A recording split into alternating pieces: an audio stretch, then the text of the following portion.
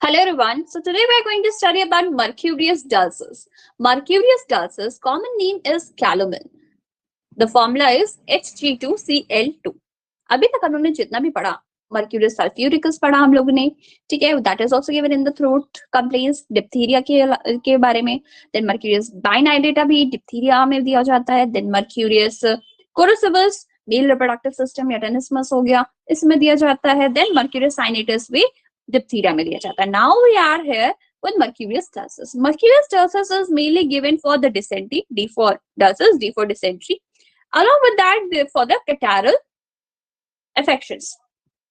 So physical generals में लिखा है catarrhal affections of the mucous membrane, especially of the eye and the ears.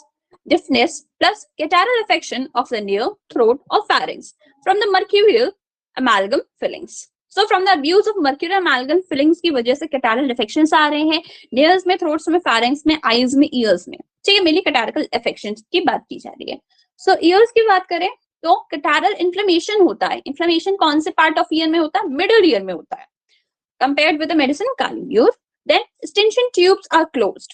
ठीक है, middle ear में stension tube आता है. So stension tubes are closed, but catarrhal deafness and otorrhea means there is discharge also in the soric children. Plus ये ना केवल बच्चों के लिए है बल्कि deafness of the old age में भी ये दिया जाता है. Compared with the medicine calumet. GIT की बात करें, diarrhea. See, diarrhea of the children. Stool कैसा है? Grass green. If you remember हम लोग ने सबसे पहले पढ़ा था there is a greenish discharge. अभी जो तुरंत पढ़ा था गोनोरिया वाली में, that was the medicine mercurius dulcis, sorry mercurius corrosivus. फिर उसके बाद ग्रीनिश कलर का लंप का फॉर्मेशन था इन mercurius biniodatus. तो ठीक है, उसी तरीके से इसमें भी कैसा है? Diarrhoea, that is stool grass green diarrhoea. Like chopped eggs, profuse, causing the soreness of anus.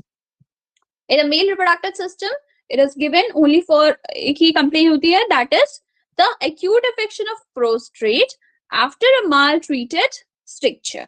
So बहुत ही short remedy है. इसका mainly काम होता है catarrhal affection में, चाहे वो eyes हो या ears का हो, deafness हो. ठीक है, deafness बच्चों में भी ओल्ड एज में स्पेसिफिकली लिखा गया है. नेल्स, थ्रोट्स एंड फैरिंग्स, मेनली जो ईयर्स में भी मिडिल पार्ट ऑफ ईयर में होता है, स्टेंशन ट्यूब इसमें क्लोज हो जाती है एंड डिस्चार्ज भी होता है, दैट इज ओटोरिया भी देखने को मिलता है इसमें.